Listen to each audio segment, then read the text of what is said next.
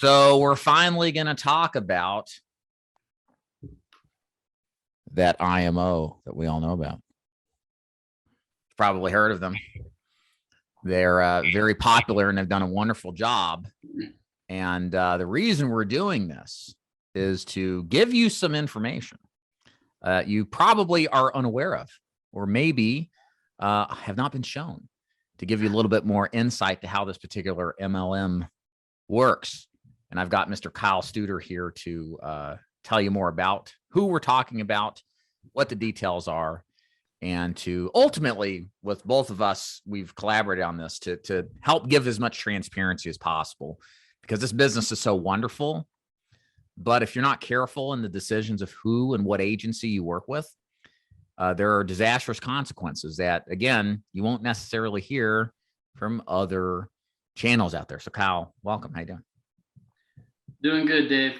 Hi, guys. My name's Kyle Studer. I recruit and train life insurance agents across the country, and we focus in the senior market, final expense, annuities, Medicare, KyleStuder.com. You can check out more on that. But yeah, Dave and I started talking a few weeks ago about, what could we talk about? And we had both kind of mentioned this mysterious IMO who we cannot speak of by their name. But what we're going to do is basically, I've just got some bullet points, some big things that whether you're new or you're kind of in the know.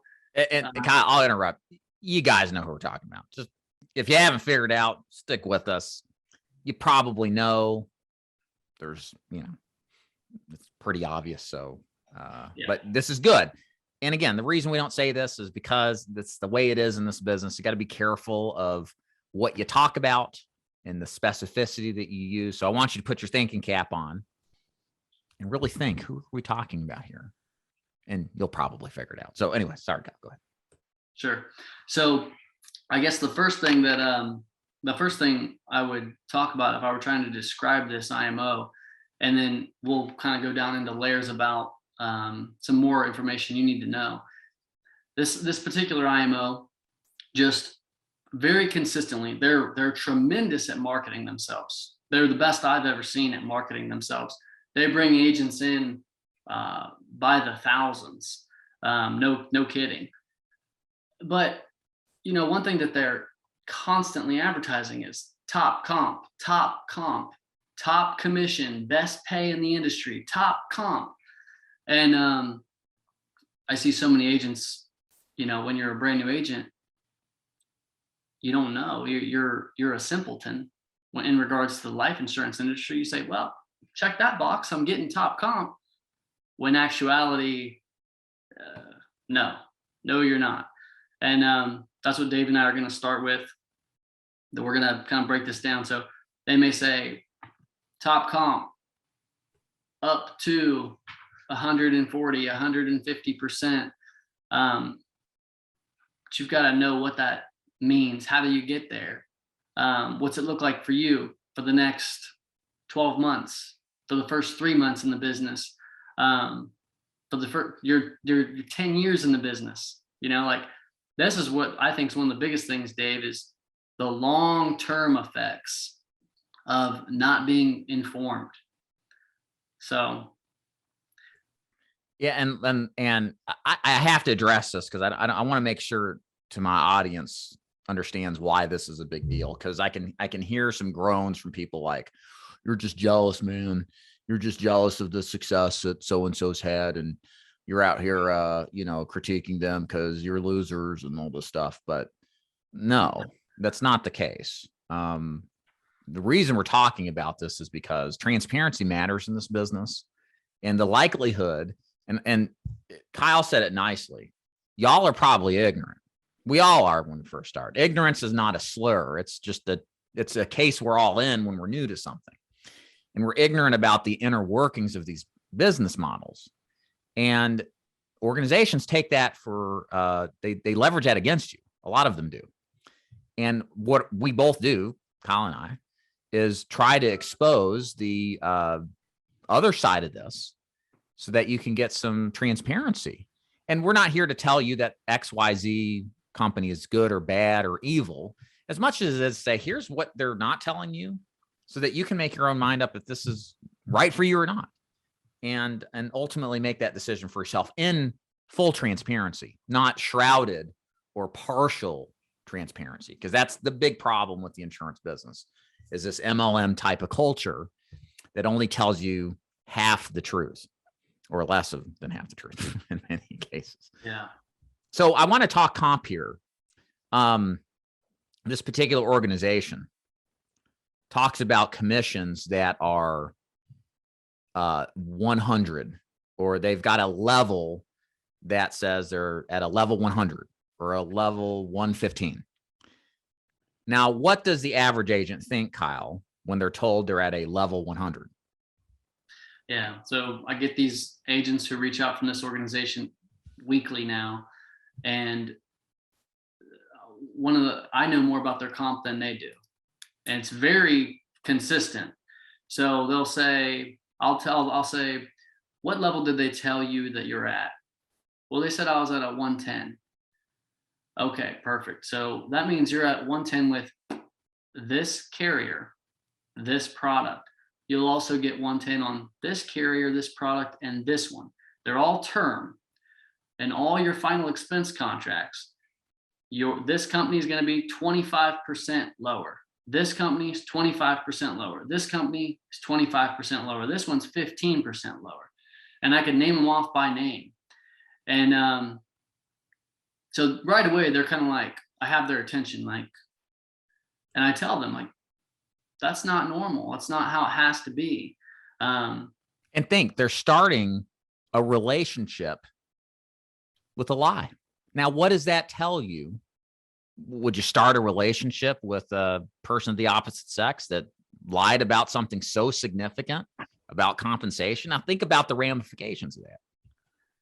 Yeah, and it's really true. And it reminds me of a conversation I had with a guy here recently, and has a track record of success, former NFL player actually, which was pretty cool. And he's looking at an organization, and we're talking, and I'm explaining to him about how this comp is like, there's a staggered comp grid, and just no transparency. It's not easy to understand. There's mystery around it. There's complication that doesn't need to be there. And so I told him the same thing. I said, man, you're getting into business with somebody, and there's this mystery, there's the flat out deceit right from the beginning.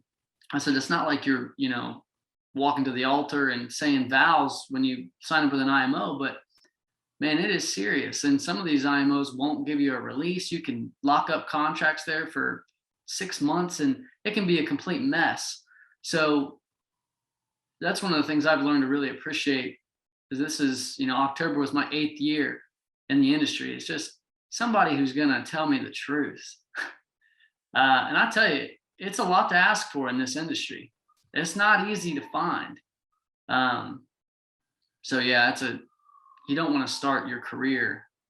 Yeah, I mean, all businesses, guys and gals, are relationships, and you want trustworthy, transparent relationships, just like you'd want trustworthy, transparent relationships with somebody that you're in a romantic relationship with. If you want a long-term relationship that's meaningful and significant, and something so terribly inaccurate and wrong, such as suggesting your compensation is going to be one thing, but it isn't, what does that tell you? And you decide. To me, it's a big deal. And let's build on that, because here's the thing, going deeper into the compensation, we won't mention carriers either, but you and I both know, Kyle, as well, some of you in the audience knows, that carrier that pays the most ain't the best. And the ones that you want to write with are the ones that end up being 25% lower. Can you build on that, Kyle? Yeah, definitely. So I've done this for these guys who reach out. I'll run them a quote. We've got 25 or 30 carriers for a final expense product. I got to scroll down to about number 20, 21, 22 to find this top comp carrier. And they're almost the same price as like a standard product. And So what that means, to translate that to you, if you're selling a product, if you're selling Margaret $10,000 and you sell this company that you get paid top comp with, you know, she can go get the same thing for $20 to $30 less per month. And it's that, for me as an independent agent and for my agents, that's the easiest money in the world. You come in, you do a little fact find, they show you, oh, you've got this company. Well, they're a good company. We compare them to what we've got. Hey, does this make financial sense for your family to save $30 a month or to get $3,000 in more coverage for the same price? And what happens for you, the new agent? Margaret, of course, agrees because she's on a fixed income. $30 is a lot of money to her. So I help her cancel that policy out. I get a big commission for helping her save some money. You get an email from the carrier saying that you owe a balance of $900 or $1,300. You get a charge back. So it's important, if you're going to do this business at a high volume, like seeing clients every week, and you're not selling a competitively priced product, it's going to make a mess for you. Right. A mess. One thing I try to teach my agents, Kyle, is it's not what you make, it's what you keep in this business that really matters. An agent can sell all sorts of policies if they're aggressive and pushy, despite pricing. But you all know, everybody knows that's been around the block. Fast forward the clock 6 months. Let's see what's still there. Because what we know about final expense is it's very competitive. There are other agents in your area that you can count on will visit your prospect. And if you push a product, any product that's overpriced relative to competitive conditions, that isn't getting the best value for your coverage, guess what's going to happen? Kyle's going to pick up that big fat stack of cash from the floor at your, figuratively speaking, that is that case, and is going to write it. And he's going to appreciate you because you paved the way, sold him on buying insurance. And what did Kyle do? He didn't have to do all the heavy lifting. He just had to show something better. And guys, it's business. It's just business. When Mrs. Jones making $1,000 a month and you can save her $30, that's a lot of money, or get her more coverage for the same amount. So where do I sign? It's nothing personal. They'll tell you it's just business, but you feel the chargeback.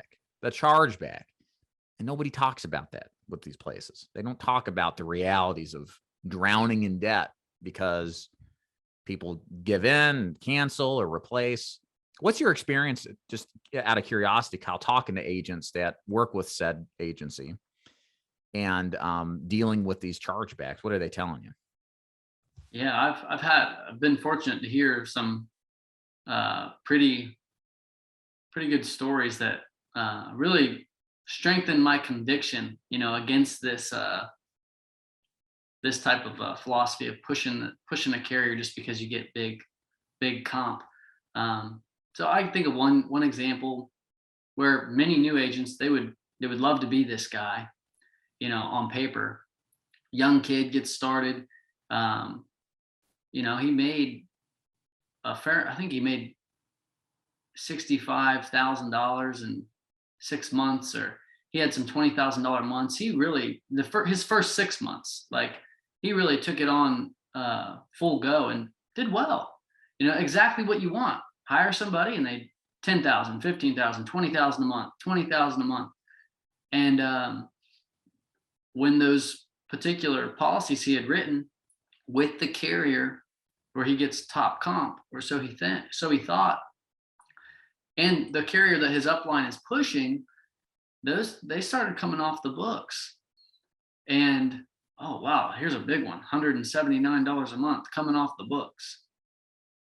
It's a good chunk of change. And then what really sucks, guys, was when you think about that, not only did you get the charge back, but you got to remember, you bought the lead to make that sale, quote unquote, that's no longer on the books. You drove there, you called them, you set the appointment. Maybe you were no-showed, maybe you had to circle back. Like, there's a lot of work involved in getting resolution on your leads. And so finally you get resolution. Finally you sit down with the prospect, you bond in rapport, and so much work and energy goes into this, and money. And then you're going to sell then this is the big thing with this particular organization. You're the new agent. You've done all this work. You're finally sitting with this person. They're interested. You're excited. You're about to make some money. You're going to go home and tell your wife or tell your husband about it. And now you're faced with this dilemma because you run your quotes and you see the cheapest carrier, which they'll qualify for. They're healthy. Cheapest carrier comes in at $70, but you take a 25% commission cut on that. So you're going to write the one that's $27 more because you get paid top comp. And so the ideal scenario is to be in a situation where you run your quote, you do all that work, right? All the work is the same. You're sitting with the client, you're about to help them, they want to buy, you're excited. Everything's the same, except for when you run your quote, you're getting paid the same. No matter who you write, you're able to do what's best for the client. And that's sowing good seed. You're going to work, you're helping people, you're doing what's best for them. You're not just thinking about you. That's the way you want to be able to do business over the long haul. And by the way, sorry guys, I've got 3 girls running around on Christmas break. So if you hear screams in the background, they're just off their chain, not in school. Now, it's interesting. You bring up a good point, and it's interesting to think about. We're motivated by money, right? We all are. We're salespeople, right? But when you add in the extra layer of outpaced upfront money motivation, that starts to weigh in on your conscious, deliberate efforts of whether or not you're going to write what's best for you or what's best for your client. And in a sense, if you have, and I hope you guys do, if you're watching my channel, probably do, you have some kind of, hopefully, psychology that thinks this is something that's important, right?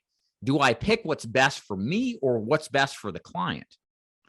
And now you put yourself in kind of a conundrum, right? You now are in a position where what is best? And you're tempting yourself to go the route of paying yourself faster and higher, but not serving your client well. And that's never a good thing. What I do, I don't know how Kyle does it, but our guys come in and their comp levels are pretty much close, within range. You're not going to make such an outsized return selling company A versus company B. And I think that what Kyle says is right. That keeps you focused on what really matters. How can I best help my client? And know that if I help them with the best plan and they're all in the same range comp wise, I'm going to be rewarded. We all know that if we sell something that's good for the client, right, Kyle, it's going to stick. Well, then this will help that much more if all the comp is in line. And in our case, I know you were in the same, Kyle, usually a lot better comp than how terribly lower it is with, these comp grids that just de-incentivize good, what I believe is good behavior to focus first on the client, not the urges of the agent. Kyle?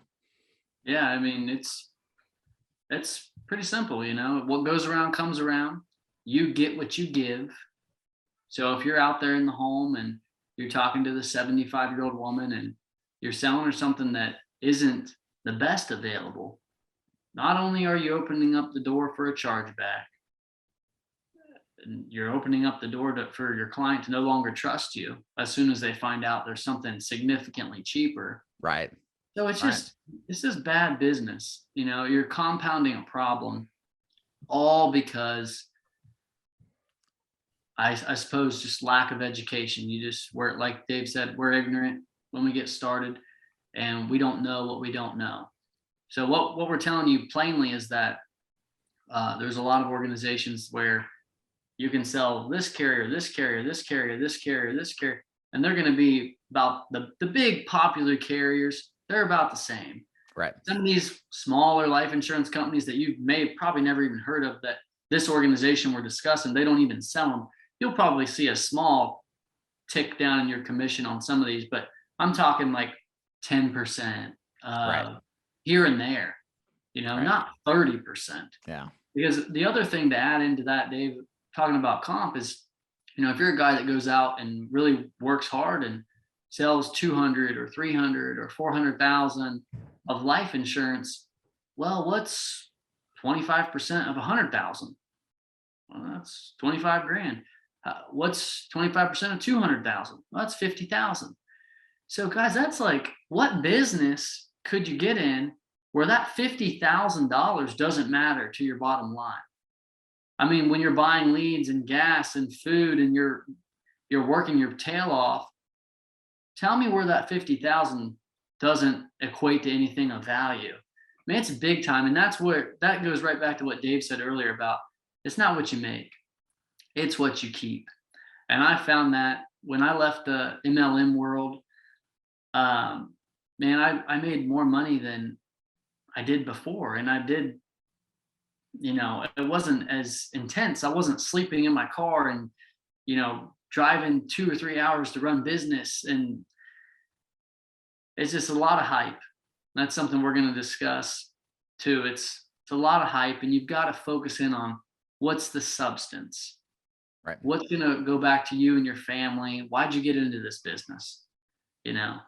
So How about those leads with said company? What's your thoughts there? Leads. Yeah. Well, what I find a lot of these agents are running now, the people who are newly recruited, is they're being told, hey man, go buy these internet leads. Go buy these internet leads. Buy 100 of them a week. So if a lead's $10 a piece, $10 a piece, $11 a piece, whatever they cost, you're spending $1,000 on 100. Here's the problem. And Dave will probably, I know he'll agree because he's worked this business. Any digital lead is not of equal value to a direct mail lead that's been filled out that you can take a copy of the card and hand it to Margaret at the door. So there's that. But in addition, what people don't think about is a big part of your bottom line, your profitability in this business is getting on the doorstep. If you're face to face, getting on the doorstep of every person who inquires about buying life insurance, getting a yes or a no in person. I call that getting resolution. If you do that, you'll be fine. You still got to deal with the emotional ups and downs of this business, but if you get resolution on every lead, you'll be fine. Well, what's harder to do? Is it harder to resolve 100 leads that you bought on the internet? Or, Dave, I don't know. What do you think? Do you think 25 direct mail final expense leads equate to 100 internet leads? What's the ratio? Is it half? Because you brought in so much more people that you're responsible to get to, and the quality's just significantly less. So you spend so much more time wasting money and not making money. Right. Yeah. Look, these systems can work, and they work for some people, but part of our gripe, I think, is there's a better way with better quality leads. And most agents seem to do better with a higher intent lead that has more engagement in the process than somebody who was arguing about politics and laughing at cat memes on, wherever they were, and they filled it out and got back to wasting their time online. You're going to get a better response, right? When somebody fills a card out, walks it to the mailbox, expresses interest. And I believe working with new agents that have the budget, that's where I want to send them, because the results typically are better. The recall rate's better. Everything's better. And this business is complex, and the simpler we can make it, the better. And the other thing too, Kyle, word on the street. I don't know what you hear from agents that come from this place that have tried them. They call and say, hey man, you're the third, fourth XYZ agent that is called, and they're not sold as a aged or resold lead. They're sold as exclusive. But man, there's tons of people that in the actuality of using them say completely the opposite. What have you heard? I've heard the same thing. And this is now what I'm about to say. It is just hearsay, right? So I can't say it's a fact, but yeah, same here. This is just what I've heard, but when you hear it a bunch of times, you kind of start to wonder. Yeah. I've also heard that they just buy these leads from another popular site for $2 less and then mark them up $2 and sell them to their agents. Really? Okay. Yeah, like I said, that's hearsay. But you know, it's so funny. I mean, for years I've been hearing every IMO says, "Well, we don't make money on leads. We don't make money on leads. Why do you sell them?" You know, like, Right. uh, but yeah, I mean, if if my brother was getting started in the life insurance business, man, I would not tell him, "Hey, man, go buy 100 internet leads and get after it," because I know what that looks like. And I've been doing this for 8 years. I don't want to call 100 internet leads. Right. Um, I mean, I seriously, you're better off buying 3-year-old direct mail leads for $3 or $5 and just putting them in your Road Warrior app and knocking on their people's doors Saturday and Sunday Right. and writing a few applications and then do that again. And then you might have enough money to buy some exclusive leads. Maybe you buy some new Facebook final expense leads Right. and you just ratchet yourself up. You get a little bit more money. All right, get some direct mail. Let's see if we can. So yeah, those are the things I've heard about the leads. They've been called a lot. Um, that they're resold from another website. Um, and just all in all, just logistics. I mean, it's not a bad way to get started in the business. I mean, because we all get started different ways, right? You Right. know, just stay in the business, keep working your butt off. You'll be okay. But there are better ways, So I know I can only imagine what working 100 leads a week looks like face to face. And this is not how there's just no way you're resolving all your leads. So you might call them and then they don't answer and you're just not getting out to all of them. So Right. with a higher intent lead, that turns out to make more money for you. Yeah. The last thing I'll mention is, Dave, what I think is the ideal, everyone's different. What I really liked about this business was that they showed me, hey, you buy these leads, you call, you schedule maybe 3, 5, 8 hours for a call day, or you get an appointment setter and you run 2 hard days and you can make pretty good money, you know? And there's people who do it. There's people who run 10 appointments on Monday and they write 200,000 a year. They're doing a little bit of work Tuesday, Wednesday. You don't do that with buying internet leads. You've got to have a good lead that, you know. So So that we would be talked the we last talked thing. about we've talked about comp rates up to a certain amount, the window dressing that goes on. We've also mentioned how leads work, the issues with carrier and its incentives. Where do you want to take us next with some points to be concerned about for those agents looking at working with said agency? Yeah, I think that if I was a brand new agent, I think one of my biggest concerns with starting with this IMO would be two things. Number one is the hype. And when I say hype, I mean it's fake. Not to say that nobody's making money, right? There's always people who make money in organizations, but I feel like I got a very good teaching on this smoke and mirrors and hype stuff coming from the organization that I came You from. came from the mothership of all hype, so Yes. you know it when you see it. I mean, I can recall a story of a guy, and I've said this in other interviews. A guy his name's announced to walk across stage as a $500,000 income earner. And I talked to him a couple years later. We're both out of the organization, right? So he tells me, "Man, Kyle, I remember being announced at $500,000 income level, and I remember standing there thinking, I have no money in my bank account." Sure. Talk about smoke and mirrors. So this Yeah. guy's up on stage being promoted, right? So hype is a problem because it's not transparent. It's not presented to you accurately.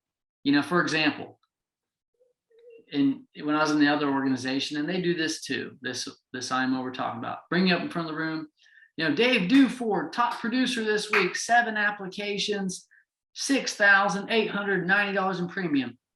And the people in the the new people in the room, they're thinking that Dave made $6,000, almost $7,000 this week, So they don't bother to explain anything else, Details? What? Nah. They No, man. think people who are uneducated, ignorant, because they just haven't been exposed, think that's what's in their bank account. It's at that organization, that wasn't. Yeah. So the hype is a concern. I mean, if like the old cliche saying goes, if it sounds too good to be true, you got to be careful with that, because sometimes some people have like a fixed mindset and they're too skeptical. Right. Sure. I'm not telling you to be too skeptical, but I get agents reaching out. Yeah, man, I joined this organization. I saw tons of people were making 40,000 their first month. I'm like, do you know the percentage of people in America that make a 6-figure income? Right. It ain't that many. Right. And they've got 21-year-olds. This girl was a hairdresser and now she's making, 70 grand a month. It's like, so. Yeah. I mean, I have to say, I mean, let me take a little sidestep to admire them on a particular level. They've done an incredible job bringing people into this business that never, ever would have considered it, and really their success and growth has benefited me. Because people like you, they come to me when they've realized the stuff on their own, or they see some of our content. They're like, hey, this just ain't right. And then we can kind of show them a different way. So I kind of thank them in that way, because they, from their follies, I think we're kind of a benefit of it because of our different approach to the business. I will say this, one thing I really like about them is that they really hit, and as much as they've got all this talk about it, a lot of people right in this business, and I totally agree with you, like what's shown as the numbers aren't necessarily what's in the bank account, and a lot of people don't understand that. But they do, I think what they get right, Kyle, is they teach your agents to go all in, to go run a bunch of appointments, get on the phone, talk to people, get in front of them, take action. Yeah. And that's awesome to see. I mean, I admire that. Like people who have no experience coming into the business and they start getting success on some level. Can they do better? Yeah, I agree. Somewhere else, sure. But they've got it down to an art and a science. And yeah, there's a lot of issues. We both agree, but their ability to get people moving and get people taking action is just, despite all the problems, it's just incredible, even more so. So I commend them for that. And I think we can say some good things about them. It's not all bad, but there's issues long-term, like what we've talked, that, you got to start thinking seriously about if you want longevity in this business. Go ahead, Kyle. Yeah, that's a great point. And, I tell my agents this all the time, is the magic of this business is taking action. Yeah. That's how you learn. That's how you grow. That's how you get better. It's the number one, it's the best teacher is experience. And they are very good at that. So I have to agree with that. And they market themselves very well. But the thing that's just sits in the back of my head is, like you said, a lot of people get into the business that probably never would have. Right.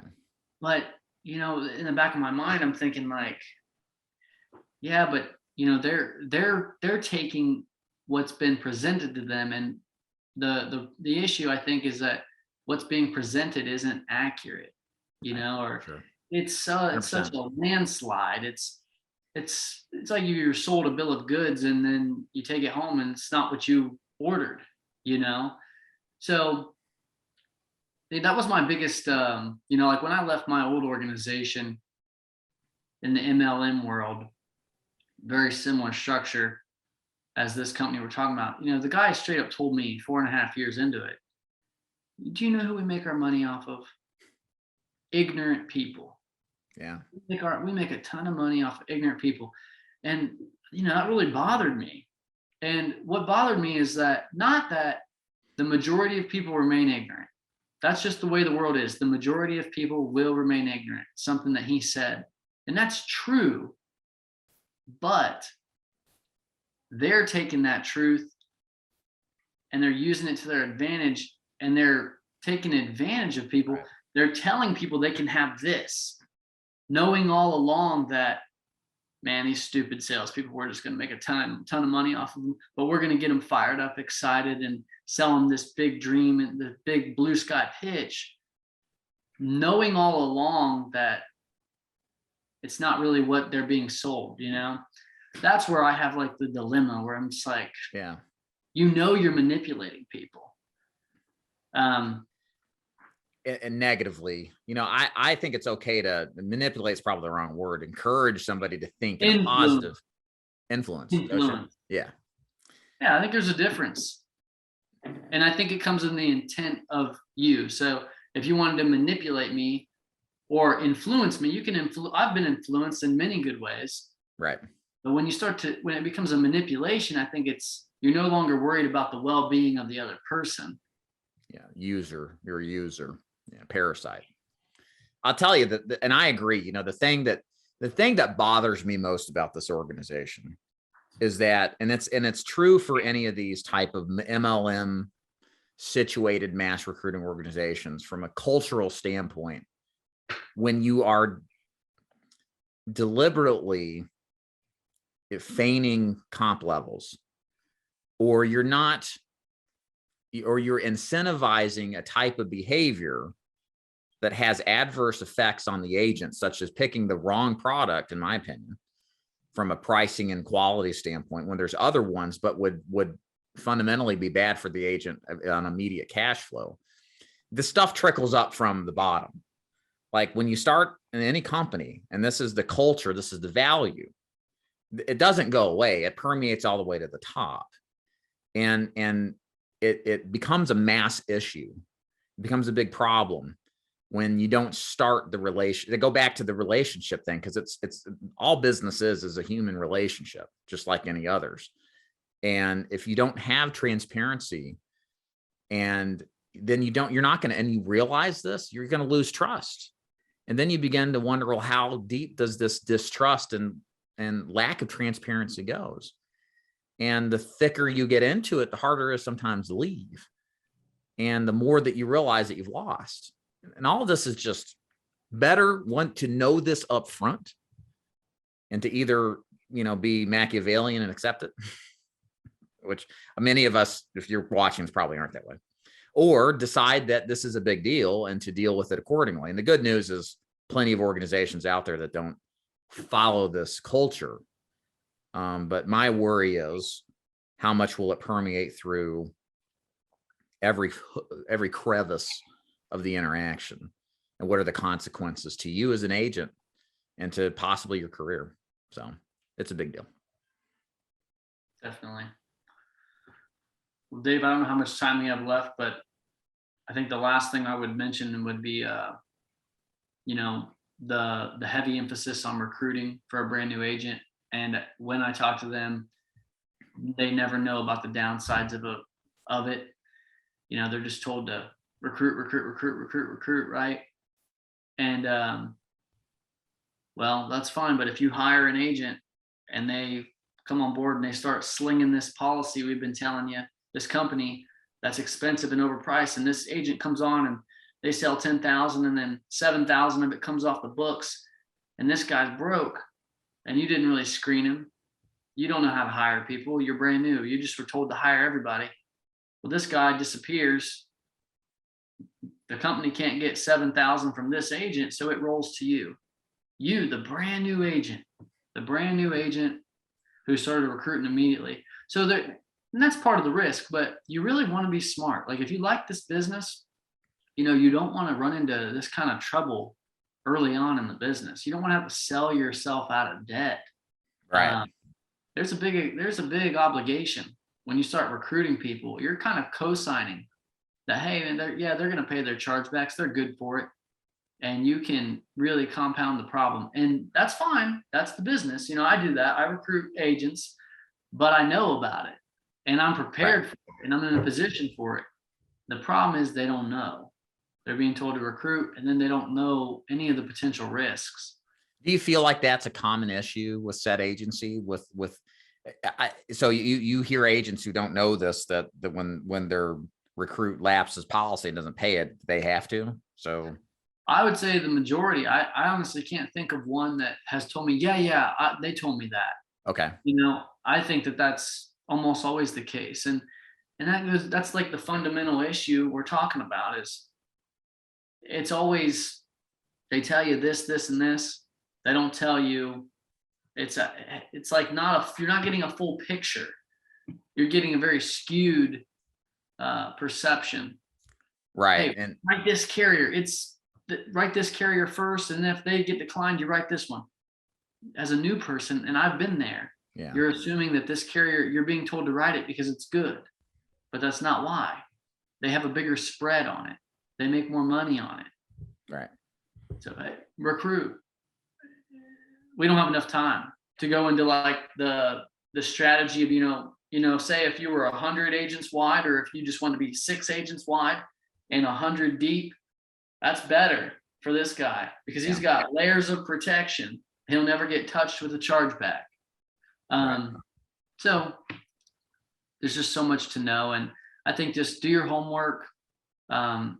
Interview a lot of potential mentors or agencies, and my best piece of advice for the new agents is trust your gut. Right. Yeah. And take your time. Just to add my 2 cents in, before you join any agency, whether it's Kyle's, whether it's mine, whether it's another one, do your due diligence, guys. Like, this business isn't going anywhere. It's very good. It's socioeconomically trending in our direction with the baby boomers retiring for the next 20 years. Like, there's no rush to, jump in bed with the first person you see. Take the time to figure out if the relationship and the match is there.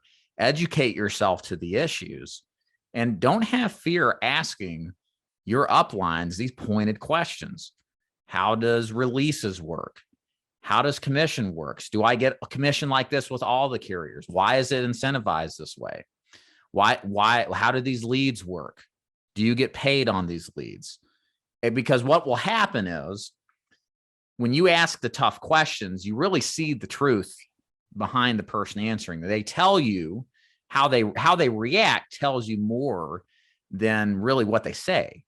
Because anybody who's interested in recruiting, or anybody who's recruiting, I believe, I know, I can only speak for myself, Kyle, I'm sure the same way. We want our people fully on board and understanding as much as they can. We want to understand everything, but we want to be transparent and then provide information that maybe they haven't thought of to help them make a better decision. Because I don't want to deal with this. Like, you didn't tell me about that later. Like, I don't have time to deal with that nonsense, and I don't want to waste somebody's time.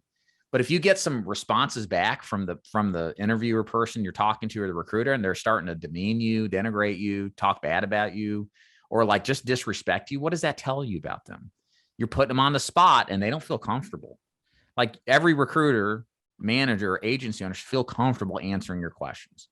And if they don't, guys, there are plenty of places you can go. This isn't the only game in town. You find the place that's a good fit for you, and take the time to find it. It's worth it.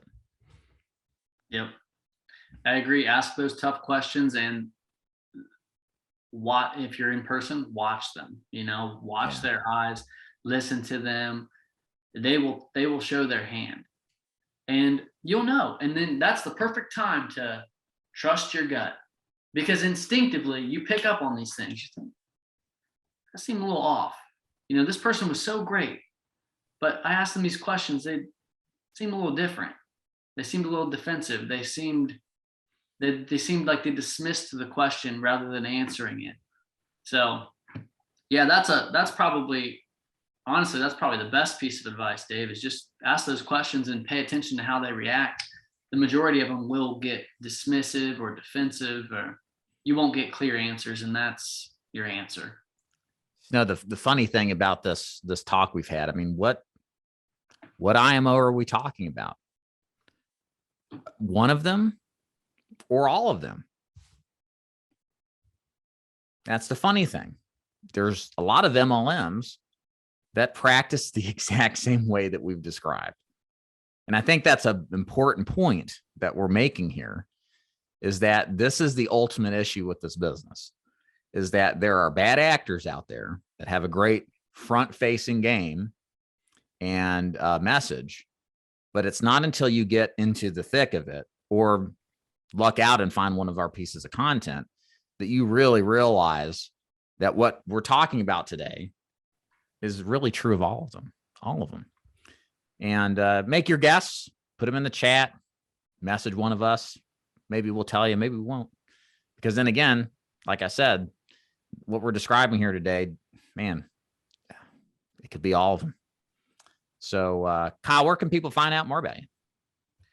Yeah, so the best place to go is my website, kylestuder.com. There's some simple information there. You can read about my agency. Scroll to the bottom. There's a contact card if you want to have a discussion. And then Facebook is where I'm probably most active on social media. You can look me up on there as well. Cool. Kyle, thank you. Appreciate it. Yep. Thank you, Dave. I'll take care. Bye.